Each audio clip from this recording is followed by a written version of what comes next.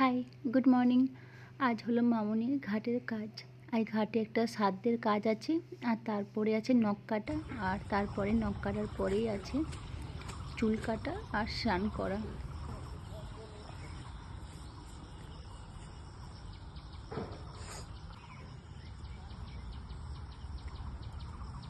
বাবা নাম মা ধূপ কাটিয়ে আছে মোমবাতি ধূপ কাটিয়ে দিয়ে নমো শুচি নমো সর্বমঙ্গলা মঙ্গলাং বরিন্নং বরদং শুভং নারায়ণং নমস্কৃত্যং সর্বকর্মাণি কারয়েৎ নমো দ্বিভুজাং কৃতবাসনম আরম্ভে কর্মণ বিপ্রম পুণ্ডরিক্ষং শরধ্বনিম মাধব মাধব ভাসি মাধব মাধব। আবার একটা ফুললেন নেই আপনার আসনের তলা যায় এইটি গন্ধি আদর শক্তি কমল আসনায় নম। আসনটা ধরে বলি নম আসন মন্তস্য নৃপৃষ্ট ঋষি সুতলাং ছন্দং নম গয়া গঙ্গা গদাধরী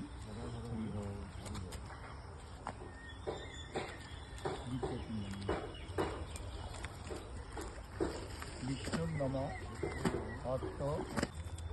আমাদের যিনি ঠাকুরমশাই আছেন, উনি একজনকে পাঠিয়ে দিয়েছেন। ওই ঠাকুরমশাই এখানে ঘাটের কাজটা করলেন, আর একজন নাপিতকেও পাঠিয়ে দিয়েছিলেন।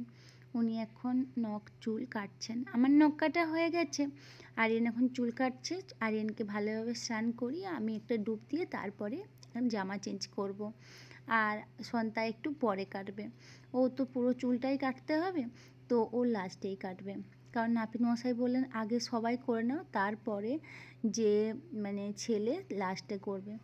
আরিয়ানকেও চুলটা পুরোটাই তুলে দিত, কিন্তু যেহেতু ওর স্কুল আছে আর সামনে কাজ, অনেক লোকজন আসবে বলে ওটা আর করলাম না। আর যেহেতু ও 5 বছর পেরিয়ে গেছে, সেহেতু ওকেও কিছু সাধ্যের কাজ করতে হয় নাকি। নাতিরাও নাকি একটু সাধ্যের কাজ করে, আমি জানি না, দেখিনি এর আগে কখনো যে নাতিরা করে বলে। আমাদের দুজনের স্নান হয়ে গেছে, এখন সন্তাই করছে। সন্তায়েরটা হয়ে গেলে আমরা স্নান করে বাড়ি চলে যাব। আগের দিন বাবুঘাটে গিয়েছিলাম, আজকেও ভেবেছিলাম বাবুঘাটে যেতে হবে, কিন্তু এখানে সামনে একটা পুকুর ছিল, এটা আদি গঙ্গা থেকে বয়ে আসছে, তো বলল যে এই জায়গাটাতেও হবে।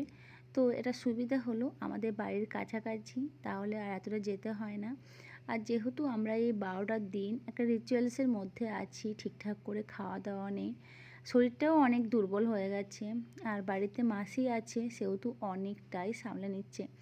কদিন আগেই মনে হয় একটা ঘাটের কাজ হয়েছে, এখানে চুল পড়ে আছে, প্রচণ্ড পরিমাণে আবর্জনা পড়ে আছে। তো সন্তায়ের পুরোটা হলে আমি সন্তাই পুকুরে নামতেও একটু ভয় পায়, সেজন্য আমি ওয়েট করছি। কারণ ও একা একা নামতে পারবে না, স্লিপ কেটে যায়, আর এখানে প্রচণ্ড শ্যাওলা আছে। তো সন্তায়ের হয়ে গেলে ওকে একটু হাত ধরে একটু এগিয়ে দেবো, যাতে ও ভালোভাবে ডুব দিতে পারে।